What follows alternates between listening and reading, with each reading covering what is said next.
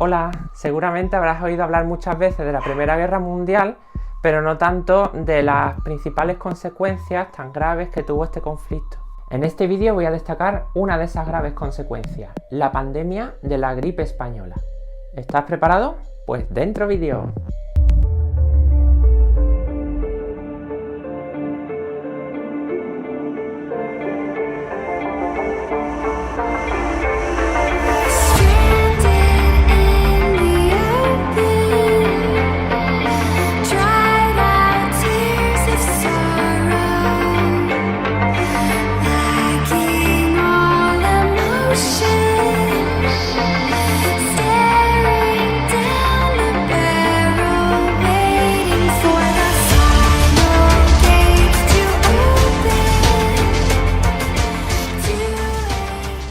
Entre 1918 y 1920, la gripe española mató a más de 50 millones de personas en todo el planeta. Se desconoce la cifra exacta de las víctimas de esta pandemia que, a pesar de ser muy desconocida, fue una de las más devastadoras de la historia. Su origen todavía se desconoce y existen múltiples teorías al respecto. Algunos investigadores afirman que comenzó en Francia o en China durante la guerra, pero otros sitúan los primeros casos en una base militar de Estados Unidos en 1918. Al parecer, algunos soldados estadounidenses que acudieron a Europa a ayudar al bando de los aliados portaban el virus y facilitaron su propagación por el continente. Tras registrarse algunos casos, la gripe también pasó a España, que era neutral en la Primera Guerra Mundial y por lo tanto no censuró la publicación de datos e informes sobre la pandemia. Al ser el único país que hizo eco suficiente de la enfermedad, esta será conocida como la gripe española. La censura y la falta de recursos en plena guerra evitaron investigar a fondo el foco letal del virus. A diferencia de otros virus o de una gripe normal que solía afectar a niños y a ancianos, la gripe española se cebaba sobre todo con jóvenes saludables de entre 20 y 40 años. Esto se debió probablemente a que esta franja de edad no había estado expuesta al virus desde la niñez y por lo tanto no contaba con inmunidad natural. Los síntomas eran una fiebre elevada, dolor de oídos, cansancio corporal, diarreas y vómitos ocasionales. La mayoría de las personas que morían lo hacían por una insuficiencia respiratoria causada por una neumonía bacteriana.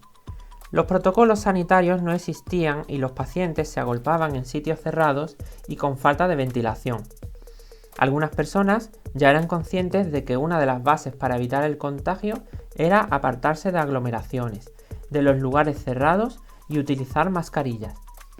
Sin embargo, las mascarillas eran de tela y gasa, por lo que su efectividad era inútil, aunque psicológicamente ayudaron a tranquilizar a la población. La pandemia presentó varias oleadas. La primera ocurrió en la primavera de 1918, llamada la oleada Heraldo, ya que anunciaba a las posteriores. El virus se extendió por Europa con la llegada de las tropas estadounidenses y llegó a España en el mes de mayo. La celebración de las fiestas de San Isidro en Madrid multiplicaron los contagios en muy pocos días, e incluso el propio rey Alfonso XIII cayó enfermo. El nivel de contagio alcanzó el 0,65 por 1000 y el gobierno dictó una serie de medidas de confinamiento y suspensión de servicios de correos. Para el verano, la crisis había remitido. En esta gráfica puedes ver la representación de esta primera oleada de la primavera de 1918 representada en este pico de aquí que estoy señalando. La segunda oleada llegó en otoño, tras el relajamiento del distanciamiento social durante el verano. Esta oleada fue la más virulenta y no se descarta que se tratara de una mutación del virus. La segunda oleada llegó después del relajamiento de las medidas restrictivas tras el verano de 1918 y, como puedes ver en la gráfica que te estoy mostrando, representa este pico de aquí. Es decir, la segunda oleada fue mucho más mortífera que la primera. En algunos pueblos, las ceremonias religiosas destinadas a purgar los pecados por lo que supuestamente habría llegado la enfermedad contribuyeron también a disparar el número de contagios, y las víctimas mortales se sucedían rápidamente. El retorno de las tropas a sus países tras la Primera Guerra Mundial propagó la enfermedad por lugares tan lejanos como Australia o Sudamérica. A principios de 1919 se produciría el último rebrote de la gripe española.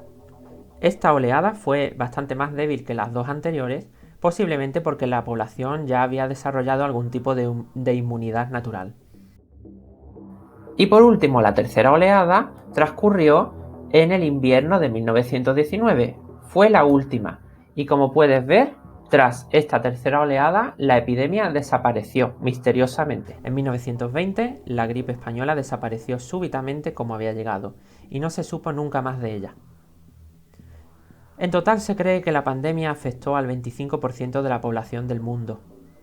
En España fueron 8 millones de víctimas las que se cobró.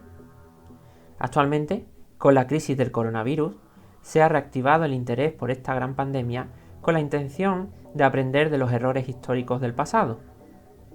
Si bien es cierto que los medios de esta gente eran muy inferiores a los nuestros en la actualidad, ya comprendían que medidas como la distancia social o el uso de mascarillas eran cruciales para evitar el contagio.